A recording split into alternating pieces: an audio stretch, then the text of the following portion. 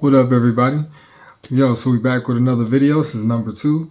I appreciate everyone who checked out the first video that I made on YouTube, which I'm very proud of. I know it was a little rough behind the edges, but at the same time, it was something I needed to do to get over the fear. And in the first one, we were talking about Black Myth Wukong. And today we're going to do a little something different, because before I said maybe the next video was going to be about Warhammer, because that comes out pretty soon. But something happened over the time in the game industry, and it was kind of a unique situation, so I wanted to talk about it right now. And that game happens to be Concord.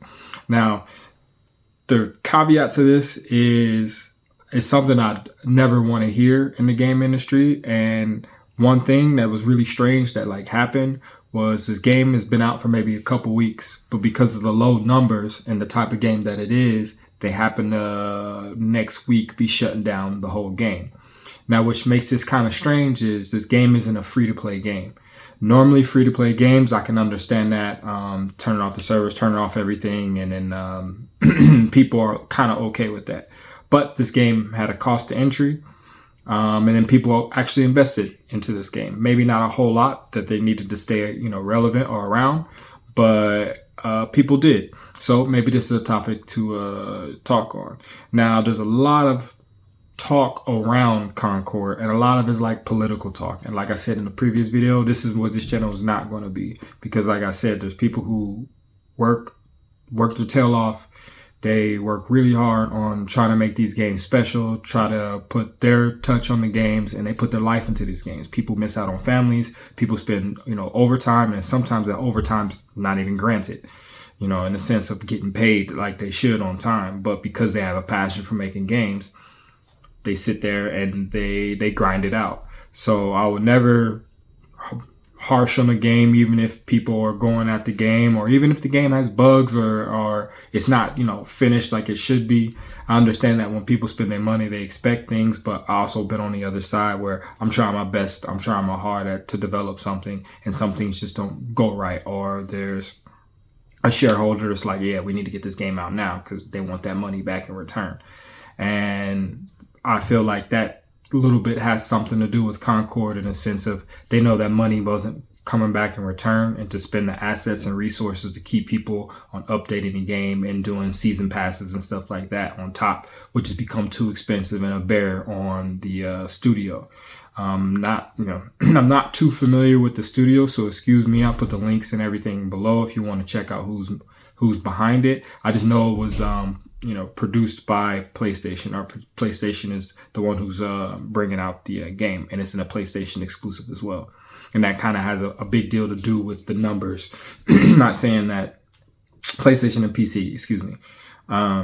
Not saying that if it comes to Xbox, it'll be even better and it'll be okay. It doesn't mean that that's the savior. It just means that it's just a little bit hindered by the numbers because of the total people who are playing.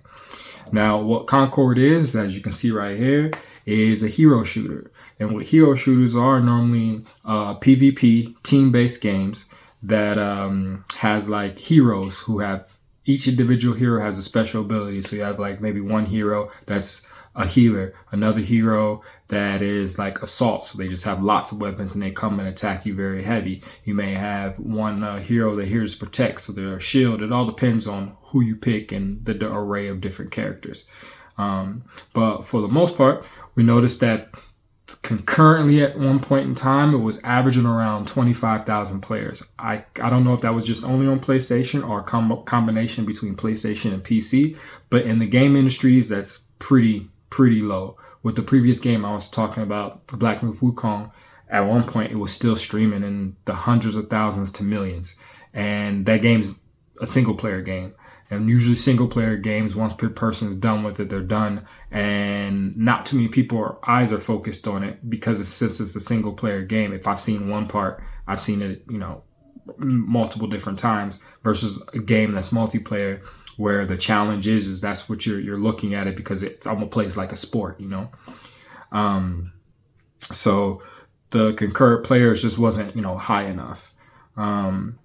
One of the biggest setbacks that I see about this game is that since it's coming on PlayStation has a really high bar, a really, really, really high bar that's set on the games that they put out and the type of games that they put out. And usually the type of games that they put out are third-person action, super cinematic games like The Last of Us, Uncharted, Horizon, God of War, Black Myth Wukong. That's not a PlayStation-esque game. It just happens to be that the fidelity on PlayStation just runs a lot higher, and they have to fix some things for the Xbox. Hopefully it comes to the Xbox soon. There's a rumor other than that, but like I said, I don't get into the politics.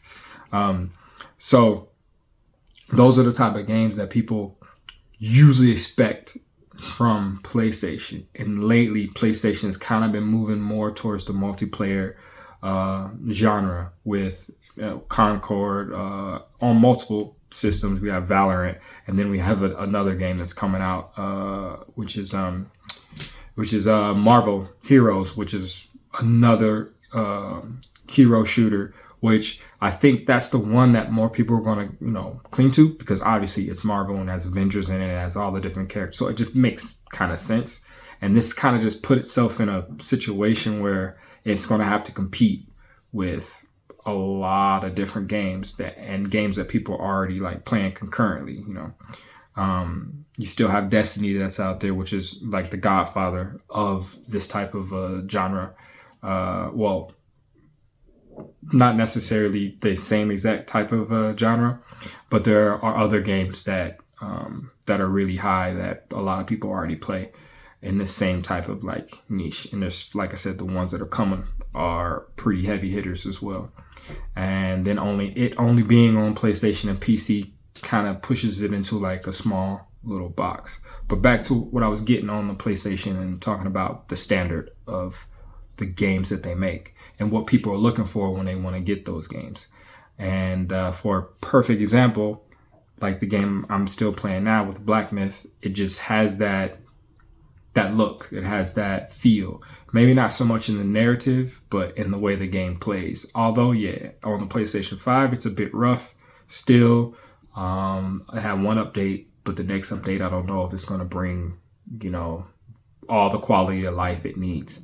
But I heard there's some DLC that's coming, so hopefully everything, works out at that time. But, the sad part about what's happening to Concord is that since it's this type of game, it won't have its chance to have a cyberpunk moment, which is really weird because this game actually came out great. No bugs. People who are playing it enjoy it. They really love it. It's a lot of people right now who are like down in the game and haven't even played the game.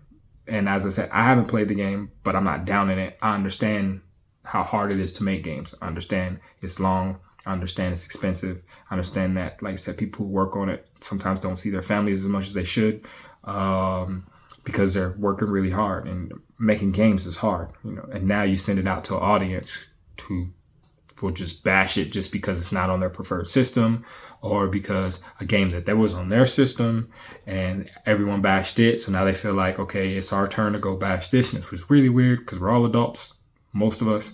And to act like that, and there's people whose livelihoods are on the line when these games come out.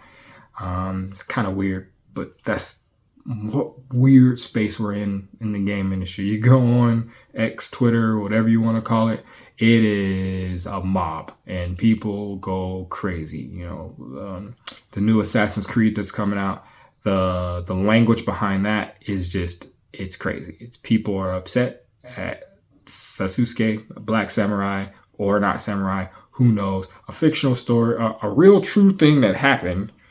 Don't know the caveat of if he was a samurai, not a samurai, but it's a true thing that happened, and people are upset and saying that this is false and all this other things, and this is not how Assassin's Creed does things. But then or it's not historical accuracy, and then like you have magic and a whole bunch of crazy stuff that's happening in Assassin's Creed, and no one cared about that at the time, But that's here and there. Like I said, not on the politics things. I'm just curious to see why these things are happening, and something similar to Concord is moving in its direction.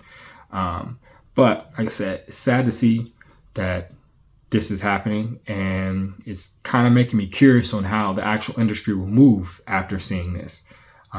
Do developers get a little bit more tight on the type of games they want to develop because they know, oh, if we don't hit these certain numbers, should we even attempt to make this game?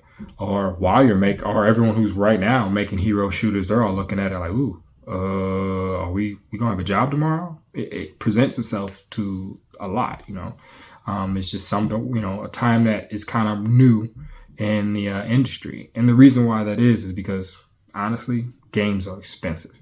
They're very expensive to make, and they're getting more expensive for the actual player to purchase. So that makes their choosing really tight.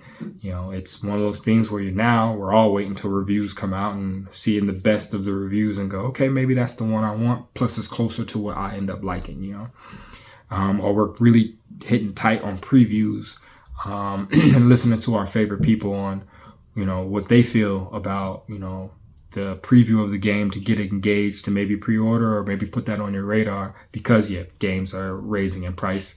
For the first time in the history, instead of lowering the price of the systems now, the PlayStation 5 and Xbox, and especially in Japan, have raised the price, which is really strange after a few years after, production. But that's where we're at. And so now I see that, something like Concord can even change, the way the industry moves, and seeing that, companies may not want to dump money into hero shooters or looter shooters anymore. It's because how, we as players are moving. So it's just really weird to see PlayStation put its bet into MMOs and hero shooters when their strong point is definitely third-person action, games. But I see that those are really expensive to make, and they take forever. They take a long time to make, between a 4 to 6 year cycle. So if you don't have at least 3 in rotation, it's going to be tough for you to, sell your system, or at least have the thing to say, hey, this is coming out this year, this one's coming out next year, and then this one's coming out the following year, to at least get players invested into the system. And with that said, that's when they make deals of like, okay, well, this game is kind of close to what we like, so let's see if we can get this, exclusive to our system. Sort of like Final Fantasy 16, where that was in production value, and then just in system recognition and branding, Final Fantasy 16 just fits with PlayStation. Square normally sticks with PlayStation. And so deals like that you see happen just to maintain its relevance. But at the same time, Square didn't really get the money back, or let's not say money back, because they made money, but not the money that they had envisioned for what they were putting out. So now they're going to try to move their games more on PC and Xbox and try to, get that money together, which is totally fine with me. And, back to getting on Concord, is that like what I kind of see that maybe could have helped was maybe not have just the automatic buy-in at $30.99, which is really cheap for games, by the way. So it's not like the price. It's not like there was crazy bugs. It's not like the game is even bad. For those who've played it, they love it. It's just the negativity behind it, word of mouth, and usually these games are free to play. And I think maybe a free to play would have been probably the way to go, or free to play, or like a double way in with like, okay, it's free to play right now, but then after maybe, $20 for this pack or something, I don't know, or, first time upgrade, first time, as soon as you free to play, but then like it unlocks like everything all at once, maybe for 20 francs, something like that, So in my opinion, I think that's maybe the route that they should have went, with it.